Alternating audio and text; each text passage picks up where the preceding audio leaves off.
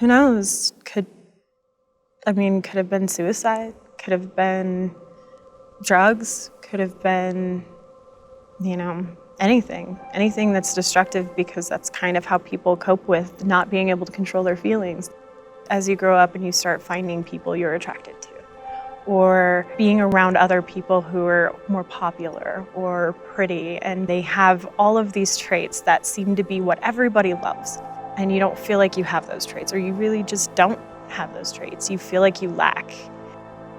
I thought, well, if I'm super skinny, I could be one of the pretty skinny girls, be accepted and loved. And so I started doing harmful things. I would starve myself. I tried being anorexic and tried being bulimic, and I tried doing terrible things to just quickly lose the weight.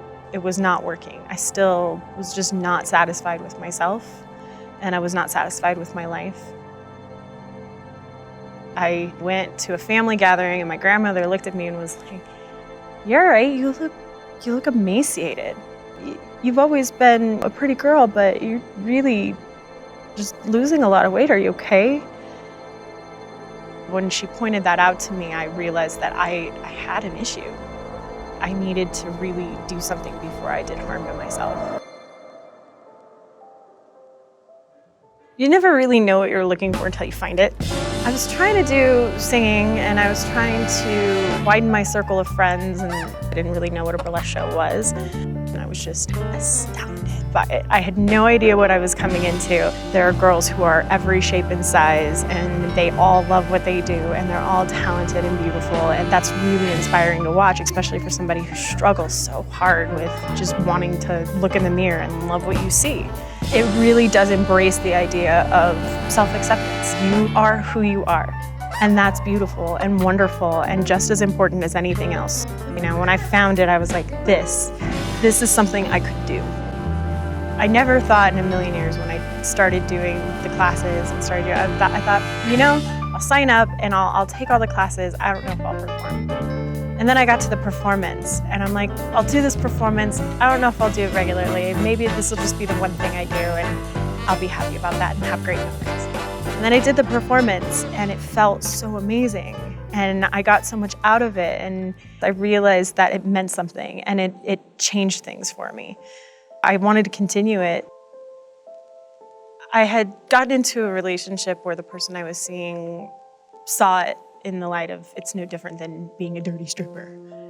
I was gonna get married. We were actually gonna get married, and my relationship was so important to me at the time that I pushed beyond what I felt I needed and went into what I felt my relationship needed. I think that's probably the biggest mistake I could have ever made for myself, just to let go of who you are so that you can be something for somebody else.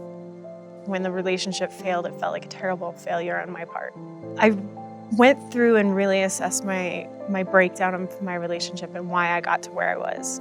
And the more I looked at it, the more I realized that it was because I had let go of so many things that I love to do.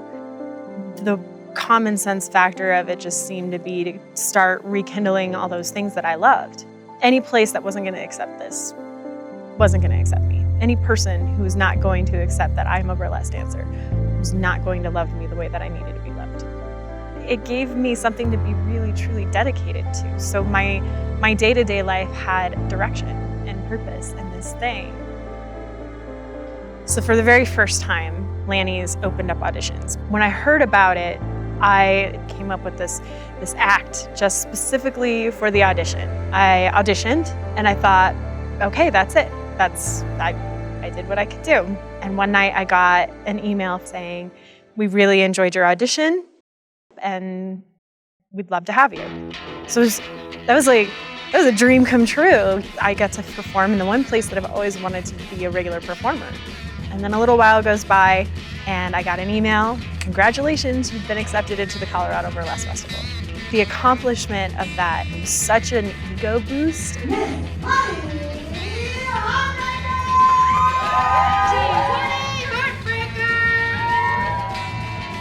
And it just kept growing from there the more and more I tried. Ladies and gentlemen, Honey Heartbreaker!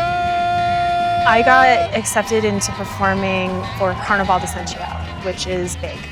Carnival invited Lulu DeVille. She was coming to headline the show that I was in, and she had won Miss Exotic World. So I have to do something that amazes. I needed something that was worthy to be on that stage with her. I wanted a gigantic rain cloud that I would stand on or sit under. I hadn't really quite fully developed it, and it felt almost far-fetched and a little crazy. I wanted something grand. And there were times in creating it that I was like, this is gonna not go off very well, but at least I'm trying, and I just kept pushing through it. I think the moment that it became real and my true vision, we lit up the cloud and I got to stand on it, I realized that I had done it. Like, I had created this act that was meant to be on stage with a headliner. I'm actually really excited, which I've never had that feeling before. I've always been nervous. I've always had to have my headphones in, and I always had to be in my head, and I always had to, and I calm my nerves and take the deep breaths so I wasn't shaking and trembling through the act. No, none of that. None of that happened. I had that fuck it attitude. I had that I don't even care attitude. And I went through the entire act and killed it. Killed it. I've never been more proud of an act in my life. And that was something that just, it changed me, because it showed that no matter what I wanted to do, there's gonna be a way to do it. I was impressed with myself. I was excited for myself. And I felt amazing. And I could look at myself and say, that was beautiful. That was wonderful. You were awesome. I'm very fortunate. I'm fortunate that Lanny's opened up auditions. I'm fortunate that I was accepted into festivals and I was offered a position to play at Carnival. These things are the universe's opportunities for you. But the only way to get to those things that you want most in your life is by taking that chance and by pushing beyond those boundaries. Nobody else is gonna get you there. You are the only person that can make that choice. You're the person that's gonna make the change in your life.